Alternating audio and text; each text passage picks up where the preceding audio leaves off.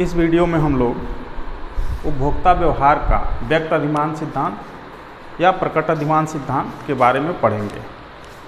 प्रकट अधिमान सिद्धांत का प्रतिपादन नोबेल पुरस्कार विजेता प्रोफेसर पॉल सैमुअल्सन ने 1938 ईस्वी में किया था।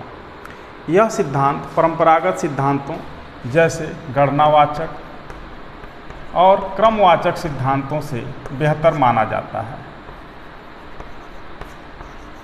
गणनावाचक सिद्धांत, जैसा कि आप जानते हैं कि इसका विश्लेषण मार्शल ने पूर्ण किया था, हालांकि शुरुआत गॉसिन ने की थी। और क्रमवाचक सिद्धांत का विश्लेषण हिग्स ने अनधिमान वक्र विश्लेषण में किया है। गणनावाचक उपयोगिता को संख्या में व्यक्त करता है, जबकि क्रमवाचक सिद्धांत उपयोगिता का क्रम निर्धारित करता है। अब यहाँ व्यवहारिक समस्या ये आती है, जैसे कि इसकी आलोचना की गई थी गणनावाचक की, कि उपयोगिता की गणना नहीं की जा सकती,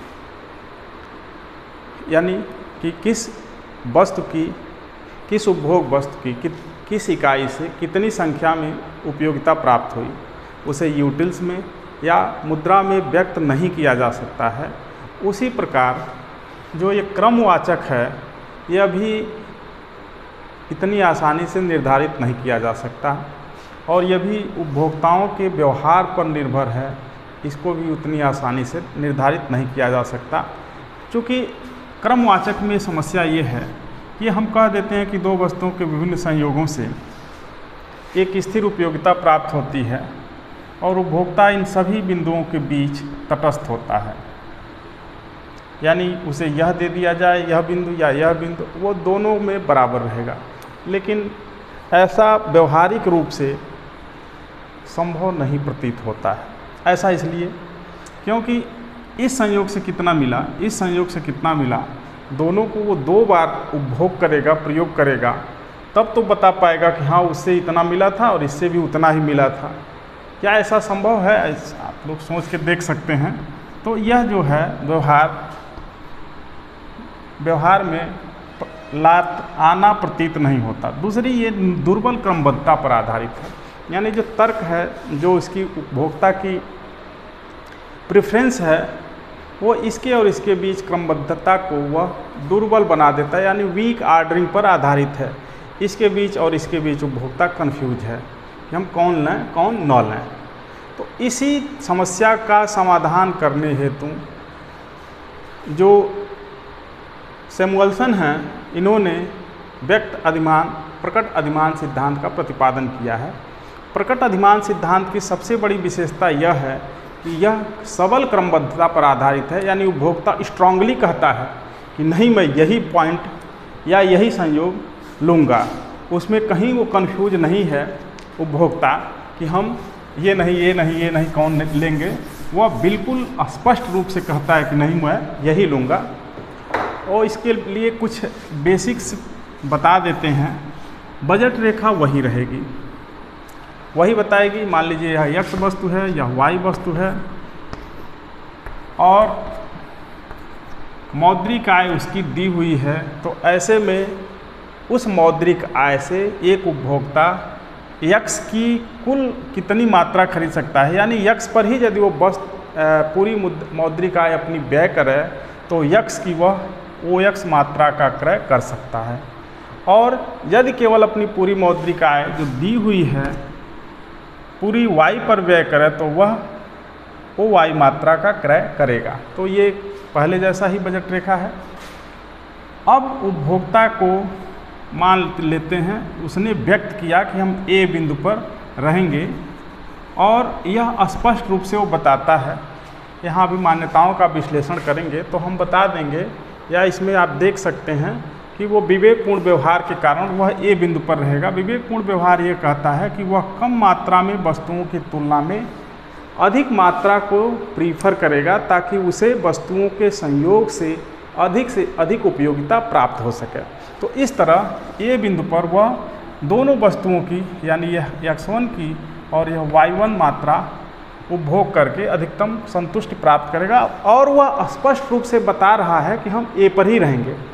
इस बिंदु पर बी और सी भी संयोग हैं, एक संयोग जेड भी है जो इस बजट रेखा से बाहर है उस पर वो विचार ही नहीं करेगा, क्योंकि ये बाहर है। बी और सी पर वह उपभोग नहीं करेगा, वह स्पष्ट कह रहा है कि नहीं मेरा यही सबसे बेहतर है। अन्य भी उसके प्राप्त होने योग्य संयोग हैं, लेकिन वह किसी पर नहीं बल्कि स्ट्रांगली वो कह रहा है कि मैं ए पर ही उपभोग करूँगा। इसका कारण यह है कि वह कम मात्रा की तुलना में अधिक मात्रा को प्रीफर कर रहा है।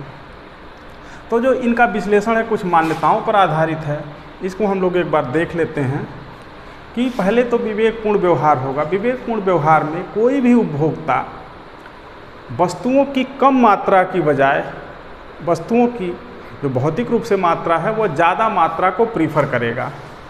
इसमें सकर्मकता है पाई जाएगी।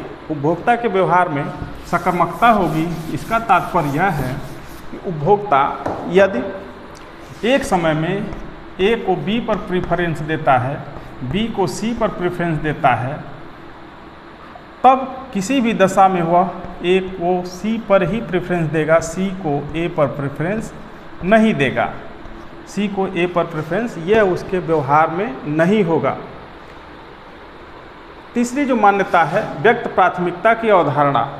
उपभोक्ता हर हाल में यह बताएगा कि वह कौन सा दिए गए संयोगों में किस संयोग का चुनाव करेगा, यानी यह स्पष्ट है, उसमें कहीं उपभोक्ता कन्फ्यूज नहीं है, कहीं उसकी जो क्रमबद्धता है दुर्बल नहीं है। उपभोक्ता की रुचि दी हुई है, यानी विश्लेषण अवधि में उपभोक्ता के रुचि में कोई परिवर्तन नहीं होगा। ये चौथी मान्यता है। पांचवी मान्यता है यह सबल क्रमबद्धता पर आधारित है। एक बार फिर से मैं बता दूं कि अनधिमान वक्र विश्लेषण दुर्बल क्रमबद्धता पर आधारित है, जबकि रिवील्ड प्रेफरेंस थियरी यानी प्रकट अधिमान सिद्धांत, व्यक्त अधिमान सिद्धांत सबल क्रमबद्धता पर आधारित है। और उपभोक्ता का व्यवहार स्थिर होगा, यानी कि वही सकर्मकता वाली बात कि यदि ए को बी पर वरीयता दे रहा है, बी को सी पर वरीयता दे रहा है, तो निश्चित ही ए को सी पर वो वरीयता देगा। और यदि ये वरीयता क्रम उसका है तो यदि स्थितियां बदल जाएं लेकिन परिस्थितियां वही रहें, यानी कि अन्य बातें न बदलें, तो जब तक ए विकल्प उपलब्ध रहेगा वह किसी अन्य विकल्प का चुनाव नहीं करेगा। ए जब नहीं उपलब्ध रहेगा तभी वह किसी अन्य विकल्प का चुनाव करेगा। अब हम आते हैं इनके सिद्धांत के विश्लेषण पर। सैमुअल्सन का यह सिद्धांत आय की धनात्मक लोच पर आधारित है, यानी कि वो कहते हैं कि यदि किसी उपभोक्ता की मौद्रिक आय बढ़ती है तो वह वस्तुओं की पहले से ज़्यादा मात्रा क्रय करेगा, यानी उसकी मांग बढ़ेगी। आय बढ़ेगी तो मांग बढ़ेगी। अब इसमें आगे वो कहते हैं कि यदि यह पाया जाता है तो निश्चित ही कीमत बढ़ने पर उपभोक्ता की उस वस्तु के लिए मांग घट जाएगी और कीमत घटने पर उसकी मांग बढ़ जाएगी। इसे वो प्रमेय, इसको एक आधारभूत प्रमेय कहते हैं, अपने सिद्धांत का आधारभूत प्रमेय कहते हैं। यानी कि आय लोच धनात्मक होगी, यानी वस्तु सामान्य होगी, आय लोच धनात्मक होगी, और कीमत प्रभाव, कीमत लोच ऋणात्मक होगी।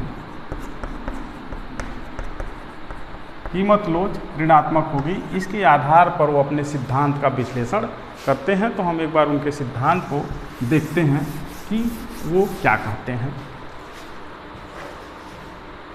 तो मान लेते हैं कि ये बजट रेखा दी हुई है, इस पर वस्तु की मात्रा होगी,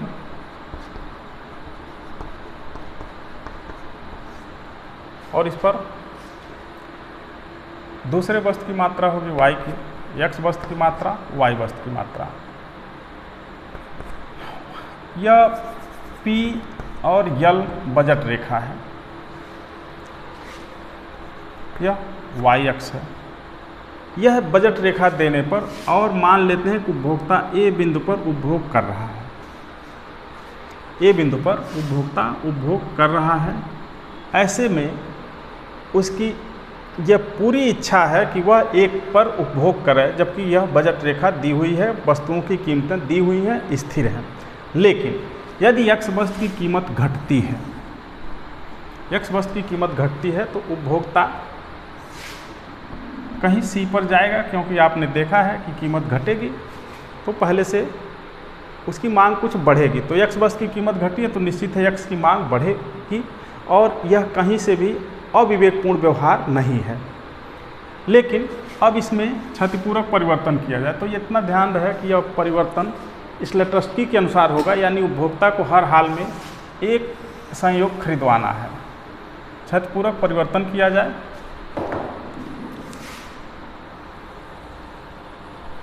और इसी के समानांतर हम एक को अभी मिटा रहे हैं, इसी के समानांतर एक रेखा खींची जाए, यानी क्षतिपूरक परिवर्तन रेखा जो ए से होकर गुजरे। अब ये बिंदु हम लिखते हैं, ए से होकर गुजरे। अब यहाँ इस पर भी कुछ संयोग होंगे, बी यहाँ हो सकता है जिसको उसने खरीदा नहीं, इसको हम इसी पर लेते हैं बी। यहाँ सी हो सकता है, यहाँ जिस पर गया था वो डी हो सकता है।